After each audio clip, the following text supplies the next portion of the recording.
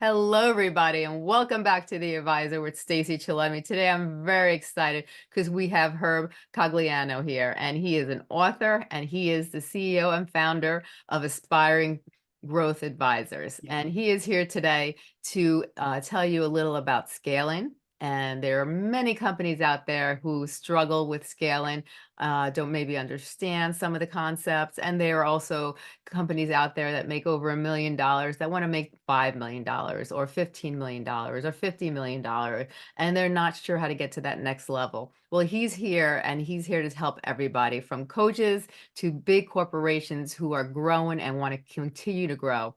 So Herb, it is an honor to have you on the show today. I am just excited to hear what you have to say. So many people out there struggle with the concept of scaling, and Yeah. they want to really elevate to the next level wherever they're at in their business, and they just don't know how to do it. And I'd love to learn more about scaling, understand the concept of it, and understand how companies from coaching to companies that are making $50 million can actually keep elevating themselves the right way to get to the next level and to keep growing. Hmm. Well, first of all, it is great to be here on the show. And I look forward to giving some perspective, some give back to the audience that you have. You've had such a tremendous following. But my journey started very young. I was born in an entrepreneurial family business, second generation, and would sit around the table every night and listen to my father talk about trials, tribulations of this family business and what he was going to do about trying to grow it and help people during it. My father was in the employment business. My father had a disability. He was deaf in one ear, yet chose to be in a business that required using the phone. And as he was growing up and trying to find employment, people would give him a challenge because of that disability to find work. And it Mhm. became his purpose to help people find meaningful employment, regardless of their skill, age, background, or capability. Right. And that fueled this family business. And my life in the business fueled in me this entrepreneurial spirit to try and help others. And that came in the form of trying to grow our company. And Stacy, we got stuck. We had a certain amount of employees. We've been doing business for decades. The competition started to come in. We became more commoditized. It was hard to keep good people. It was hard to find good people. And we were just kind of in this flat mode. Yes. And if your company is big enough, it becomes a lifestyle company that suits you, but maybe not all your employees. Right. And what I learned was if I wanted to keep the many A players that I had, I needed to create a company with them of bigger futures, Right. because A players want a bigger future, not only for the owner, but for all of them. Right. And so that got me on this journey of finding a method that could help me do that, because I'd never had a quote course in school on scaling up. Right. And I wasn't a startup anymore, so I wasn't going to an incubator for the help. Yeah. And I came across this book written by Vern Harnish called Scaling Up. And he has a great book today. He's revised it to a book called Start to Scale. And we got reading that book, and what we learned was we learned that there were three barriers that keep us from growing. Number one, in the beginning, we know what we're good at. We hire employees that in areas that we're not good at, and we delegate. Right. As the company grows, we need to develop leaders as we grow. Hmm. But the people we hired were doers. Right. And then we want to make them leaders, and not everybody wants to do that.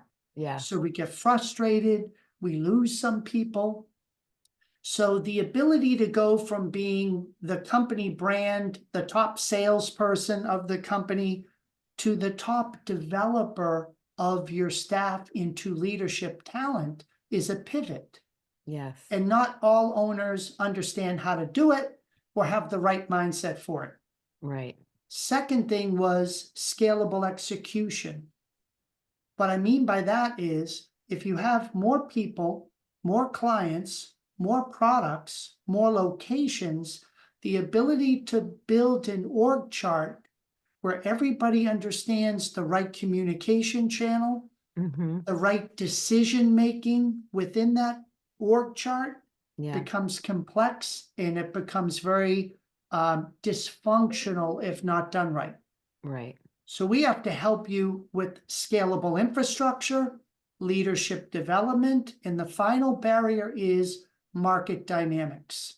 Right. Let's say you have a great product, it's selling, and then a year, 2 years later, your sales start to drop off. Mm-hmm.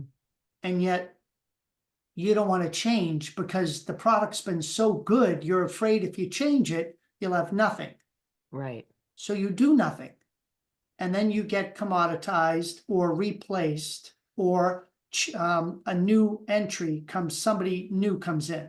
Yeah. So the ability to see the trend and evolve your product service offering to be market ready and Mhm. valuable is where most owners stall. Right. And we have tools and methods to help you see that, navigate, and make the right pivot when you need to. Right. And so these were things that I didn't know what I didn't know. So we implemented it. I got my own coach as a CEO. And I don't know about you, but a lot of CEOs are like, I don't need a coach. I'm the CEO. I know what I'm doing. Yeah. And yet, what I found was to have the humility to say that I'm open minded and I still need to learn. I Mm-hmm. can benefit from somebody who's been there and done where I want to go already was a really great thing in my development. And a lot of employees don't want to tell the CEO constructive feedback because Yeah. that's not always comfortable. Right. And my coach was able to give it to me very straight and professionally and opened my eyes to things I would have never saw sooner. And that really helped too. So the platform in scaling up, along with the right coaching, helped me overcome those barriers we just talked about. I think that's so important because I think a lot of times I would hear from CEOs that, they don't understand my business. My business is different. They're not going to understand where, where I'm coming from because they don't deal with that type of thing.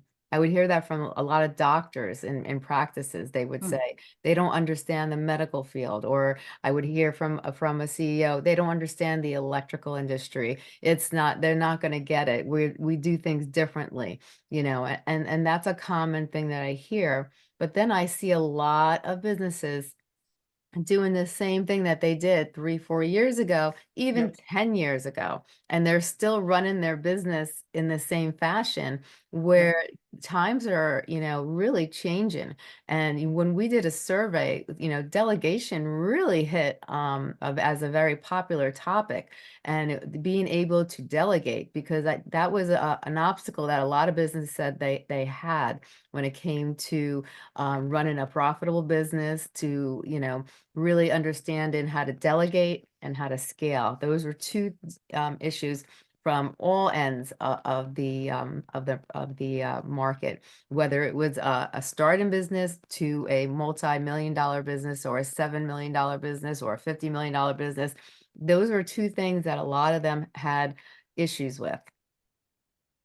I, I would completely agree. If you think of delegation, what is it? Number one, if I'm delegating to you, Stacy, do you understand the priority around what we're delegating? Right. So if you understand that, like what is the objective? And then number two, do I give you data? What are the important KPI metrics that if you're looking at the data daily and Mhm. reviewing it weekly, you'll know when you're on target or off target. And Right. then what is the meeting rhythm where you and me can have feedback and you can have peer accountability to the accomplishment of what I delegated? And if you simply define what is the priority, what's the data in looking at it, and the accountability review in following up on it, you will Mhm. have a good delegation. Yeah. And most people mess up in one of the three areas to make it successful. So they get frustrated, and you and I know what they say, I'll just do it myself. Yes. Mhm. And that stalls their growth because now you can't do all those things. And then the people you delegated feel what? They don't feel good. They feel like you don't trust them. Right. Slippery slope. Yes, yes, definitely. Definitely. And people have to realize too, a lot of the CEOs and a lot of the founders, you can't do everything. It's just, that's how you start to decline is because there's not enough hours in the day. When you subtract your hours of sleep and you subtract, all these different things, how many hours do you have to really focus on your business? And many people, there was one gentleman, he minus the amount of hours of sleep that you have a day. He minus the amount of hours of sleep you have in a week. He went over, the concept of you take an hour for breakfast, or you do this, or you do that, and then how many hours do you actually have to work on the business? And when you minus all these little things that we do in life, and you really think about the business hours, you don't really have a lot of hours in the day to get everything you want accomplished, especially if you're a business owner. True. And within those hours, you do need to understand you how to delegate. You do need to understand your KPIs. You have to understand the metrics and what's going on a week-to-week basis, and understand where the money is coming from, or where, what product or service might be declining. And if it is, why is it declining? And a lot of people don't do that. A lot of people tend to, it seems like they don't know how to do it, from what Mm. I've from so many people that I've talked to. They don't know the correct way. So in the beginning, Stacy, I remember having a conversation with my father where I was fairly young in the business, but I said, Dad, you know what I really enjoy? I enjoy working on the business, not in it. Yes. And he looked at me like I was crazy. But what I learned was I had to earn the right to work on the business by building a business with other great managers that could work in it Yes. with great teams under them. Yes. And so the growth paradox is everybody thinks I'm going to start a business of my dreams, work really hard. And the harder I work, the bigger it gets, the better it will be for me, my life, my work, my drama, my stress. Yes. It doesn't happen that way unless it's planned. So Mhm. you get busier, more clients come in, more drama with people and strategy occurs. Yes. So the key is to put in the systems of building people and execution platforms so that as you're doing it over time, Hmm. you'll get to spend up to 80% of your week working on the company versus in the company. It Right. took me about 3 years. I'm going to say I averaged 2 to 4 hours a week in the beginning working on it, Hmm. and the rest of the week putting out fires. I believe Right? it. We've all Yeah. been there. Hmm. But once I got the right team, once I clarified the values and hired towards it Yes. and recognized and rewarded it, Hmm. once I had a purpose that was inspiring and energizing for not just me, but a collective group of great people, the business got energy in and of itself. And once we picked the right strategy of what markets our clients valued and were willing to pay a valuable offering for, Mm-hmm. then the business would scale. But it just took me a while with the playbook to know what order I need to do that. So the work that I do is based upon 20 years of working with the playbook, and not any two implementations with a company are the same. You Right. have to understand that, like a doctor, you diagnose the business so you can prescribe the right medication so that your business, how do I say this? You work hard to create your business and you don't want anybody coming in messing it up. Right. So we're very thoughtful about where do we need to begin that would be productive and not disruptive. Right. And that's the nuance of being a coach working with a particular platform. And I know you have tools and methods, and I'm sure you're very thoughtful about which ones do I give now and why. And Herb's issue is different than Joanne's issue. And it's important that you do that good work, Right. or you could hurt a patient. Right. So when a person wants to create their productive playbook, because one of the things when you were mentioning that, the first thing actually before we go into the playbook, many people I hear complain that it is very hard to find those good employees or those Yep. leaders.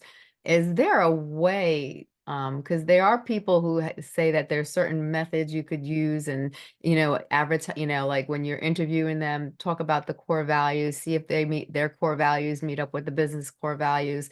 Is there something that you learned over your course of experience that helps to put a strong team together?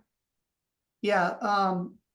I think it's a combination of things and it's a journey, but ultimately we use Topgrading.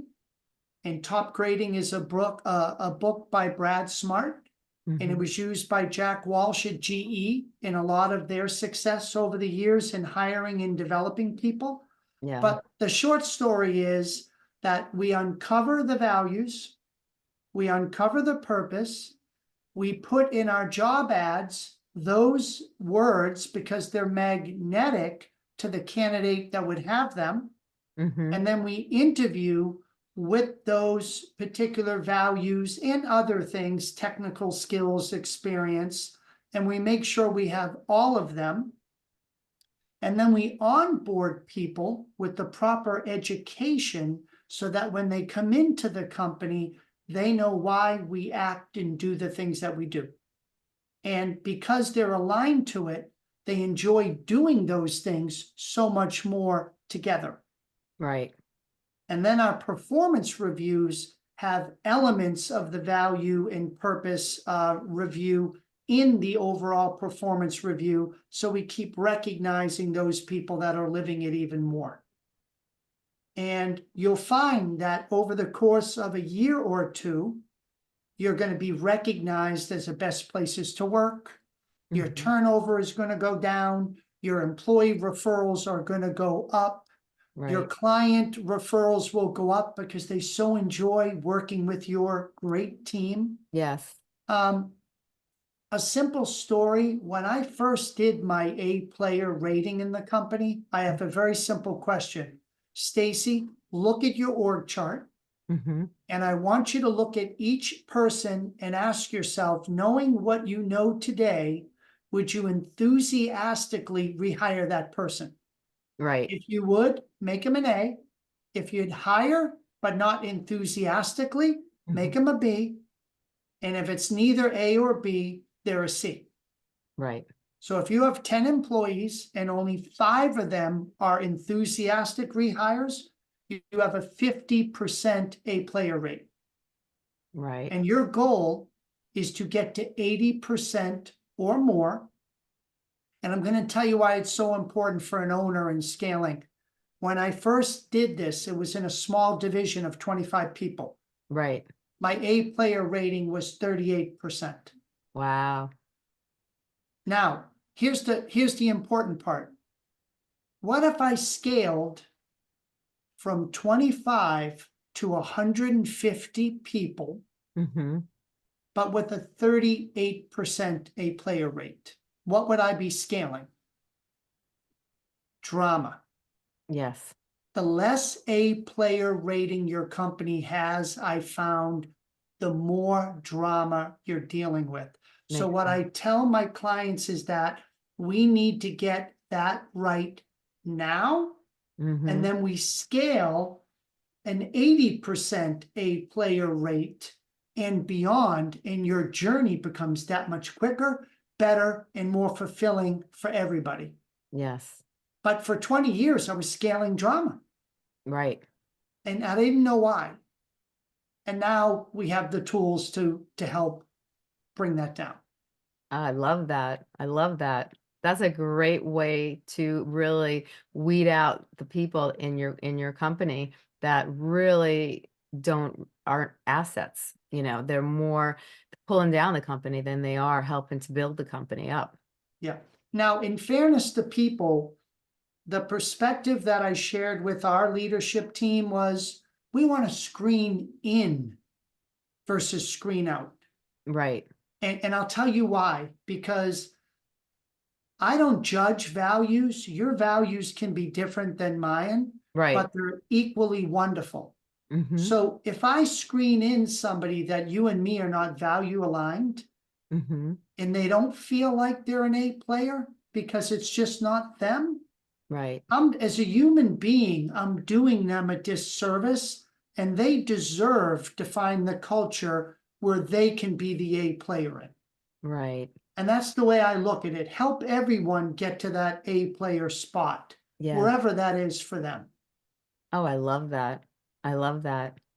And that's a great way to actually look at it because sometimes people let their emotional feelings, I feel bad for the person, they do work hard, but they aren't an A player. They're not a B player. They're more of a C player, but they have a good heart. They're a good person, but they Yep. just don't meet the core values and standards of the company that you have, So in all fairness, like you said, they need to find their own culture that is right for them. And when you Yeah. look at it that way, you're looking at more in a constructive business-like manner than you are, where you're letting your emotions or you're looking at it from a non-business perspective, because there are a lot of people who run businesses, but they're more non-business like. They haven't really grasped the concepts of running an actual business the way, constructive way where it's going to be able to scale up, and keep Yes. growing.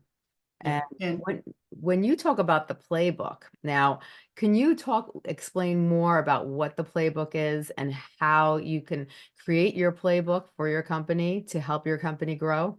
yeah, so the scaling up performance platform is the playbook that is discussed in the book, Start to Scale, or the other book, Simply Scaling Up.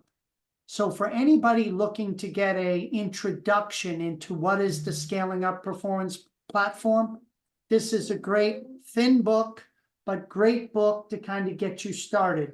For those people that are like, no, I read that book, but I want even more, you can get the book Scaling Up itself. But the playbook deals with 4 major decisions that we need to use tools for to get our company growing. Number 1 is people. Mm-hmm.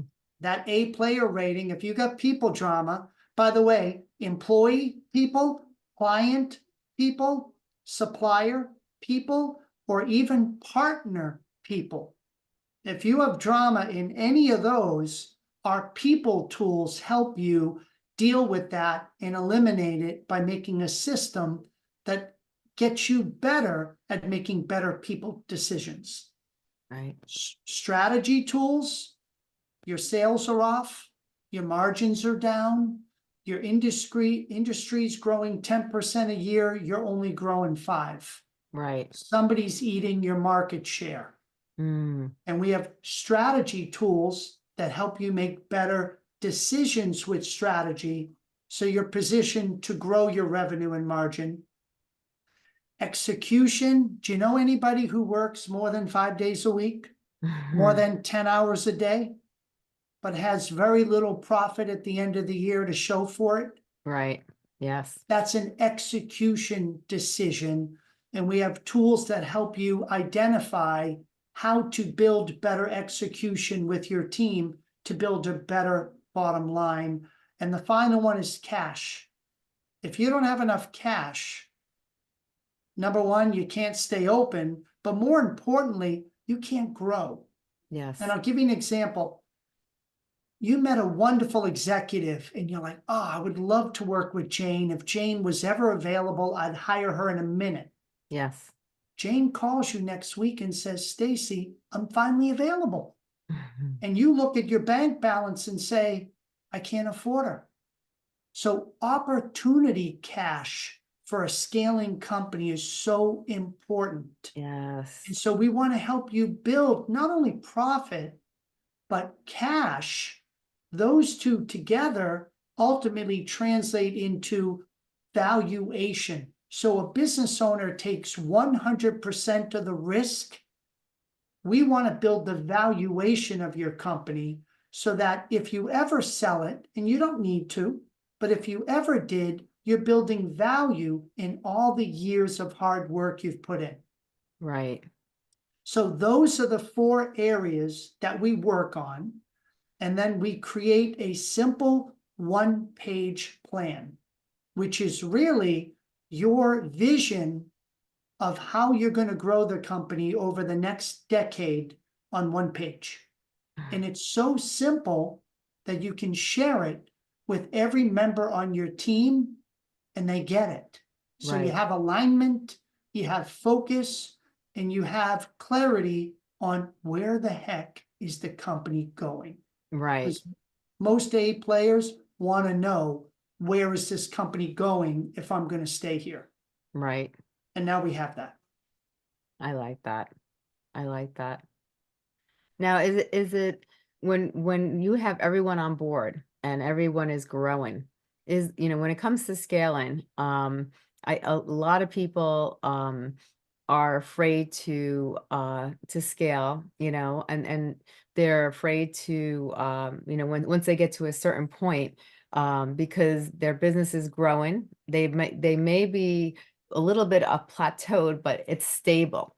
Yeah. And they're afraid if they scale a little bit more and they see that they have the opportunity to grow, they're fearful because they are having steady income coming in, and they're afraid to take that chance, because if they do take that chance, will the same audience, be willing to purchase, their services or products at a higher cost? Will they lose what they have? Yeah. What's your opinion on that? If you look at the numbers, about 32 million companies in the US. Out of that many companies, only 4% ever scale over 1 million a year in revenue. Okay. 96% are less than 1 million.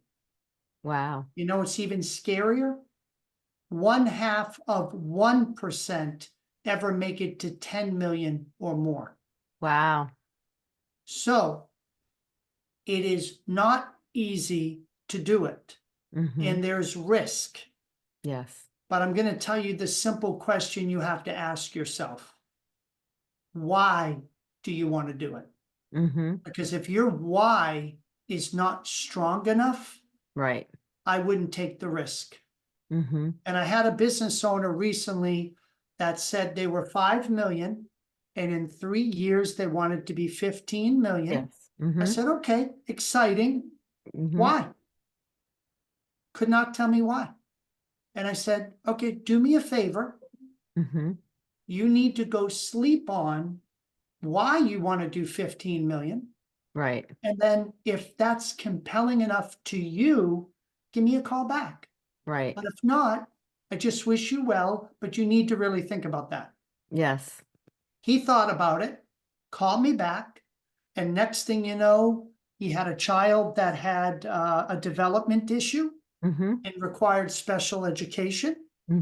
He was concerned about the funding of that child if they weren't able to take care of themselves in adulthood. Yes. And he was older, And if he passed, what would happen to the care and concern? Mm-hmm. And I could tell when he spoke, he was so emotionally connected to making sure that never happened. Right. That why is what he's going to have to hold on to when the market shifts Yeah. or a key employee leaves, because you have to want to fight through it in order to get to the other side. Anything worthwhile is a struggle, but we're going to show you how to make it easier. And if you're more focused, more enjoyable. Right. So, final comment, I had a dear friend who was struggling with their company, was literally putting it up for sale. He was fed up. Yes. I said, do me a favor. Let's work on a couple of areas together. Mm-hmm. 6 months, tell me how you feel. Right.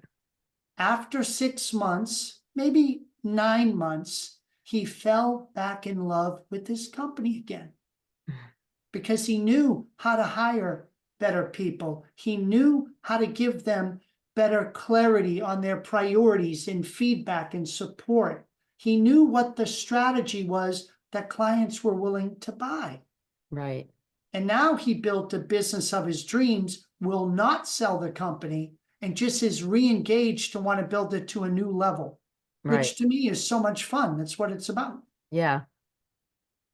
And I have one more question. When it comes to scaling your company, sometimes I feel that greed sometimes, you start off with a purpose. You start off, with you're really excited. You get up in the morning, you have that purpose, you have that drive, that ignition underneath you that makes you ignited and makes you want to really get up and go and be your best. And then sometimes you get to that level of success and you forget that purpose. And then all of a Sure. sudden greed starts to take over. And then I've seen many companies plateau downhill very quickly. Yes. Greed overrides purpose. What's your intake on that? So have you ever heard of a BHAG from No, Jim Collins, Big Hairy Audacious Goal? no, I haven't. So imagine that you have how many listeners approximately do you have? I know it's a lot. It's about 1.3 million. Okay, so let's say it's 1 million for easy numbers. Mm-hmm. And do you believe you're making a difference right now to 1 million people? I think we're making whoever clicks onto this, who's ever interested in it, I definitely think so. So it would be it would depend on the interest of the listener if this topic resonates with them. So it probably would be under 1 million because it depends who's listening and if this topic resonates with them. All right, so let's say it's half, Mm-hmm. 500,000. Okay. So your work is purposeful and Mm-hmm. you're getting transformation in people. Mm-hmm. But if I showed you a way to scale your business that you could 10x that in the next 3 to 5 years, Right. and now we don't have 500,000 people impacted, we have 5 million. Mm-hmm. So that is scaling purpose. But if you have a business model with a business economics that you could do it profitably, I'm scaling your purpose with profit. Right. Now, what I've seen happen, and you just mentioned it, you have an owner that has a goal. Oh my God, I would love to get to 5 million impacted listeners. Yes. And you work hard and your team's working and you get there. Mm-hmm. And then you're at the top of the mountain and then you go, now what? Yes. That's when we reset. Mm-hmm. And we have to question and go deep about, Stacy, why would you want to go from 5 million impacted people to 10 or Mm-hmm. to 50 million impacted people? Right. And that's your call. I have some people that would get their BHAG and then say, I'd like to exit. Mm-hmm. I have other people that said, that was so much fun. Yeah. I'm making such a difference profitably. How do I even make it better and bigger? Right. But every time I've hit a major goal, when I'm not conscious of the ability to just take a little time to enjoy it Yeah. and then discover the reset, I Mm-hmm. will stay flat longer until I understand what I'm going to reset to next. Right. And when you decide, I don't want to reset anymore, then I think that's probably time you need to consider either bringing in another head of your company and you just be an equity owner and let them run it because they want to reset, Yes. or sell it. Mm-hmm. But most of the people that I work with are legacy minded. Yeah. They just have this passion to just keep doing more of it Yeah. because it's a great company to run. Right. Oh, I love it. I love it. Now, Thank you. if we had to take today's conversation, you wanted to emphasize on a couple important factors that you think would really help the listeners today, what are some of the things that you would like to emphasize on? Um, Keeping it simple, I believe you deserve the business of your dream. Mm-hmm. The dream is a vision with a plan. The plan is the one-page strategic plan that we use in our growth operating system playbook. Right. So if you have this dream and you have drama and you're not living that dream in reality, Mm-hmm. you're deserving of it, but you just need the roadmap to get it. Right. Don't give up on it. Don't think it's not attainable. It is, because I've seen it over and over. We have 102,000 companies in the world implementing this. And Mm-hmm. I've used it myself 3 different times, 3 different companies and industries, and it works. Yes. So don't give up, just lean in. And for those of you that want to discover, what is my current business scaling up readiness? Are we ready to go? On my website, we have a quick assessment that you can take, and it will tell you your readiness score, and then you can determine, do I want to do the next step to get there? Mm-hmm. Now, can you tell us some of the services that you provide? Yeah, it's very simple. I provide executive coaching with business owners and their team implementing the scaling up performance platform in their company.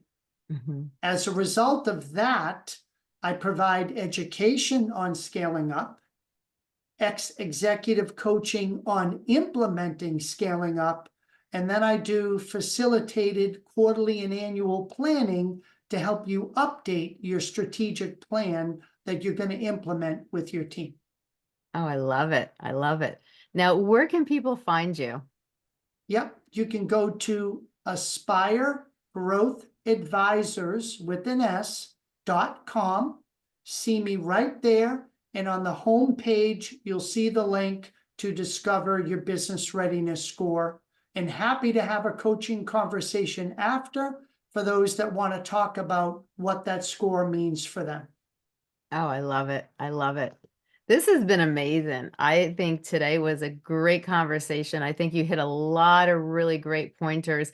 And, we talked about scaling, but you also mentioned some of the aspects before scaling and what really, is the foundation, that you have to really prepare for before you get to that point of scaling, which is very important because, a lot of people just want to jump in and make profit, but you really have to think it through and have a constructive plan and then, slowly work yourself up and elevate to the next levels. But today has been amazing. I thank you so much for coming on this show. You really pointed out a lot of great tools and strategies and ideas, to help people really hit their level of growth and be able to really take their purpose and make it a reality and really, keep growing. And I love the part where you talk about reset, because some people don't know how to reset, Right. they just keep going and going and going. They end up burnt out and they end up not being able to really function on full capacity. So it really is before you make that jump to part two, you really have to take a break and You after you do. completed part one. You And do. then, and then you can think it out and maybe create a next constructive plan or idea or strategy to where you want to be. But I also love the fact that you talked about really thinking about the why, and a lot of people just want to think big, but they don't think about why do you want that, and if you Yes. don't have the why, then maybe it's not the right decision, like Yeah. you mentioned, and I don't think Um, many people think about that. Yes. no, I think Stacy, what's really helpful is that I think somewhere inside all of us, there is a why. Mm-hmm. But some people don't know the right questions to ask themselves to uncover it. Mm-hmm. And that's the beautiful journey that you have with an owner and their leadership team. Because once you're emotionally connected to it, it's so energizing. Yeah. You'll do anything to work towards it. And Right. so you deserve to know your why, and you deserve to have somebody help you with the right questions. It makes the difference between living your life through vocation or just a job or a career. And we all know which one's more meaningful. Right. And we all deserve that. So thank you. I hope I've helped your audience. I've enjoyed you tremendously. I appreciate it. And let me know if you need anything else. Oh, thank you so much for coming on the show. And I appreciate you and everything, that you've shared today. It's been a wonderful pleasure. Thank you so much. Thank you. Have a great day. You too.